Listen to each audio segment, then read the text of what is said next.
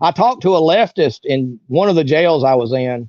It might have been Oklahoma. I can't remember where it was, but he said that he was a lefty. He goes, man, them Antifa guys will show up at our thing. It'll be peaceful all day. And as soon as the sun goes down, they'll start burning stuff, and they don't represent us.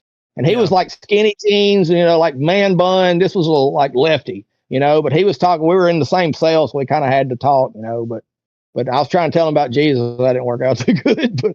But he was saying, yeah, and that kind of shined some light on it. I was like, well, maybe they've done that to y'all too, He was trying to make it out like the left ain't evil, which they kind of all, like that's another story. Nowadays it's kind of hard to argue against. We can go into political stuff here in a little bit. I would love to hear your opinions on some of the stuff happening in the country.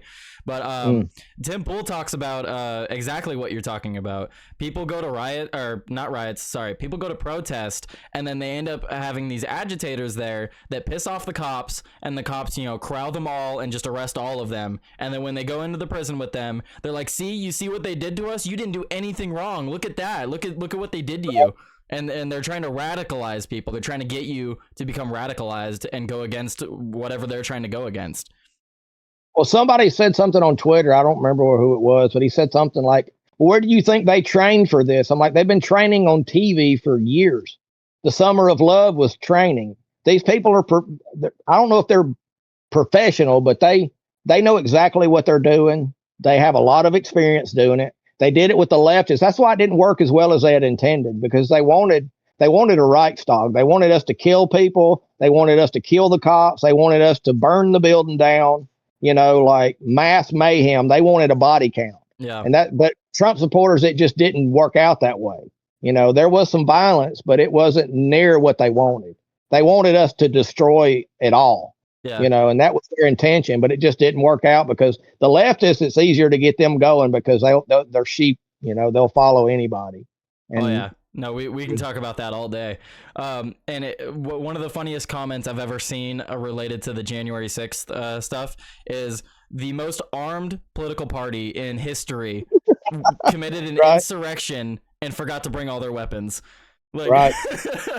Just if anyone was trying to do anything that day, you would think they would have thought to bring their weapons, the most armed political party, but that's besides the point. So so you get hit in the face. This guy's trying to agitate people. You get pulled behind the barrier. They don't really help you, and they tell you to kind of just screw off. So where do you go from there? Excuse me. Well, facing the Capitol, I went off to the right. So he brought me out through behind the bike rack, and I went off towards the right, and I wound up like, all right, Lord, now what? Like this is like the don't go to a prayer meeting thing. Oh, go to the Capitol so you can get shot in the face. That doesn't make any sense. Yeah. So I'm kind of, whoa, what am I doing here? Like this, like, what have I done? Like, this is, like, I'm kind of like second guessing myself. Did I really hear from God? This just like getting shot in the face just doesn't seem the thing God would like, set you up for, So I'm over there. I think I'm about 90% sure it was Vernon Jones because he was at the Trump rally on the 4th, and he was coming out, and there was this skinny white dude, and it was Vernon Jones and this shorter black lady. So I'm assuming it was his wife, might not have been, but I saw him walking towards where these trailers were, and this skinny white dude was like, "Hey, that's one of them. We need to do something bad." I don't remember exactly what he said, and there's no video of it. I've searched, and because it was over on the side, wasn't a whole lot of people there. But he was like, "Hey, that's one of them blankety blank Democrats, And so I made a beeline to where Vernon Jones was standing, and he kept walking. But I made a beeline to where he was standing at that moment. And as he kept walking, I kept going there because I was trying to get in between them, And I was in like soldier mode. Like I wasn't going to let this guy, because he had been a Democrat. Now he supported Trump. So I figure he's my people. I'm not going to let him get in trouble. Mm. So I got over there. And I just looked at the guy, and I'm all nasty, like bloody dreadlocks, and I looked at him like, "Try me, buddy." I didn't say anything, but I gave him that look like, "I dare you," And he just kind of like, he looked around like, "Where's my people at?" He looked around like this, and then he just kind of slumped his shoulders down and just walked away. And he didn't. So I turned around to see Vernon Jones, like, "Hey, man," and he was gone. I don't know where he went, but he just disappeared. So I was like, well, already, and then I couldn't walk 5 feet without somebody saying, hey man, you need medical. Hey man, you're a patriot. Like, I was like, would y'all please just leave me alone? I'm trying to pray, Yeah. So I wound up walking over there. By the time I got over there, all the adrenaline had died off, and I'm just like I had all I wanted, And I felt like the Lord wanted me to go the other side. And that's the only reason I did. So I walked over there, and I was standing at the bottom of the stairs, and there was this cute girl on top of this SUV dancing. So I was like trying not to look at that because, a godly man is still a man. You know what I'm saying? So I'm trying not to look at her. And then there's this dude on the other SUV that said fags for Trump. And I was like, is this what we've come to? So I'm just down there like, all right, now what, Lord? You want me to go jump in a wood chipper, like, and I'm being, God's still working on me. You know what I'm saying? But I'm just down there like, Lord, I've had all I want. He goes, go to the top of the stairs. I was like, Lord, they're spraying each other with pepper spray up there. I was like, I don't want no part of that.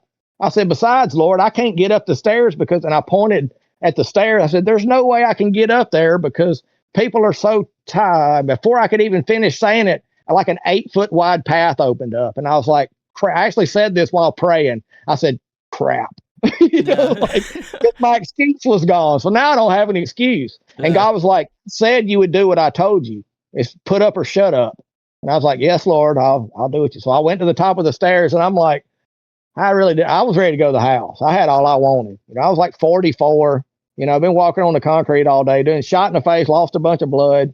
I was hungry because I've been fasting for days. And I'm like, I just don't have the strength for this. Walking up the stairs like to kill me. I was like, I need to sit down, I was getting to the top of the stairs, and it was mayhem. There was 5 or 6 cops. They'd all been pepper sprayed. They're trying to get to safety. And I saw one going to the left, and another one was getting drugged to the right. They were grabbing a hold of them and pulling them into the crowd. There's no way I could get there because there was 8 or 10 people between us, and it was like pressed together, So I tried to get over there and help the guy. He was down on his hands and knees trying to walk, and I could tell he was blind because he actually fell on his hands and knees because there was so much pushing and shoving. And he was like, you could see his face. He had the red.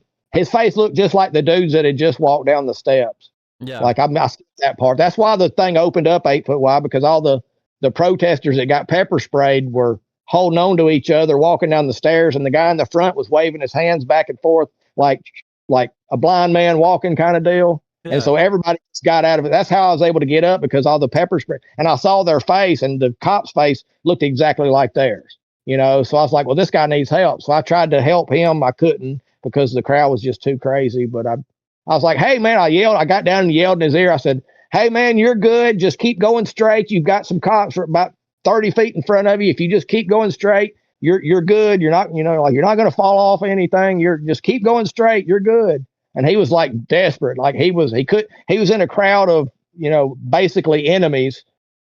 Don't take that out of context, but he was in a crowd of opposition, and he was blind. He couldn't see it. So I was like, hey man, just keep going straight. You got some people over there, and then I wound up right in the front, and everybody was going, heave ho, and it like to kill me. I mean, like I was breathing, like my lungs were pressed so much that I couldn't inhale because I couldn't, like my chest was being pressed so hard. So I was basically breathing like, because I couldn't move, like I couldn't inhale. Yeah. So I was just breathing as fast as I could. And I'm like, and it's coming out the side, so I'm like trying to breathe, trying not to die. And I honestly thought I was going to die.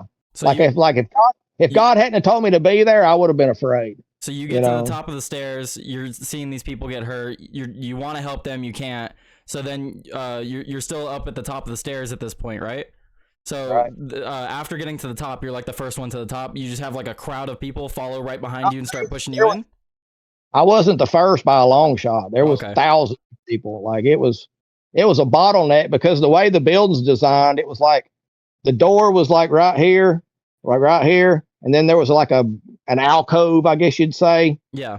And so it's like a funnel, and everything was getting pressed in there. And these cops were like, it was like 2 cops that hadn't been pepper sprayed against 10,000 people, 5,000 people, whatever it was. And everybody was from the bottom of the stairs. Everybody or probably halfway up the stairs. Everybody's pushing, and it's all going into that thing. And somehow I wound up in there on top of a cop, and then they opened the door, and it opened out. That's what I was trying to tell people. Like, hey, quit pushing. The door opens out. I don't care if you got a bazooka. You're not getting in that door. Yeah. It was like the heaviest doors I've ever seen in my life.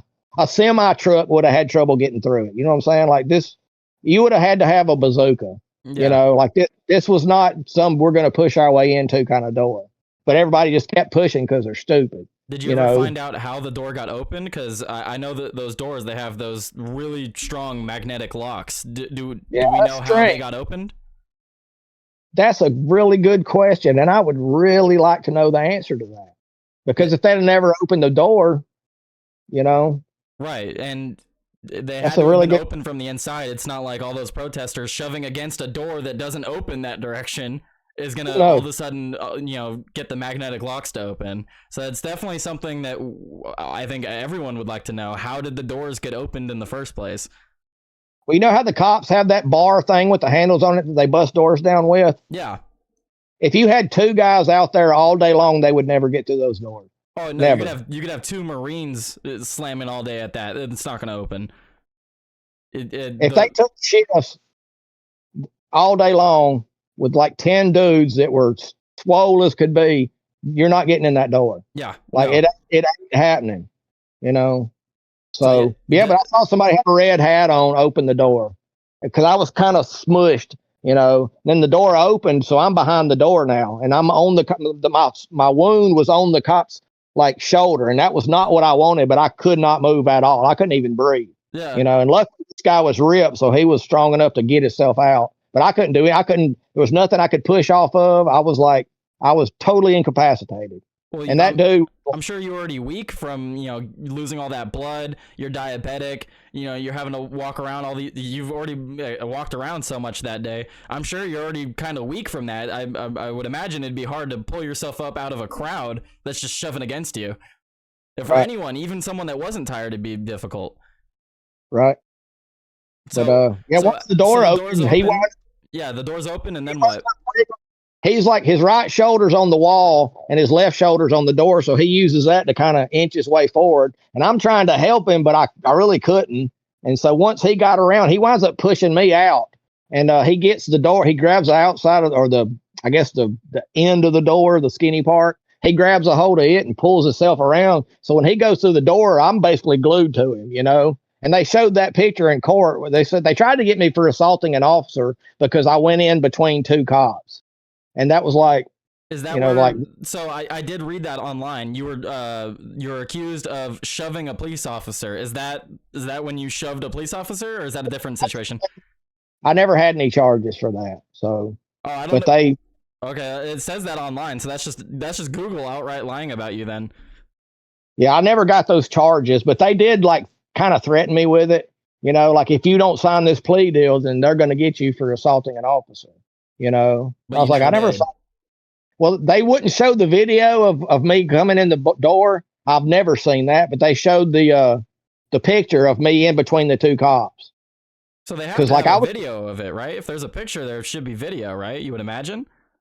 You would imagine, yeah. But I was just trying to get in there to breathe because I hadn't breathed like a full breath in like minutes. Right. You know.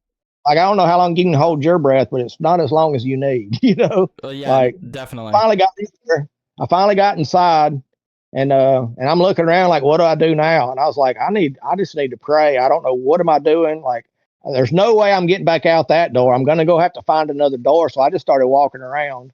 And when I got to my lawyer, I met him at his house like a couple days before the trial. And he asked me, he goes, did you go up any stairs? I said, no. He goes, will you swear to that in court? I said, yeah. And then he showed me a picture of me going upstairs. He goes, that's why you're not testifying. I said, yeah, probably a good idea. Because I'd forgotten all about it. I would have sworn in court that I didn't. Right. And I still don't remember it. If he hadn't showed me the picture, I'd have called him a liar, you know. But he showed me a picture of me going upstairs. I said, well, I guess I did. Because I thought I went to the right, but they started, because I got to see them. They had me tracked all the way through there, you know. And I'd forgotten, like I went up on the second floor, I'd forgotten all about that. There's a whole bunch of stuff I don't even remember, you know? So like I wanted to testify because I would have had an opportunity to preach the gospel on the record, you know, but it would have been a bad idea.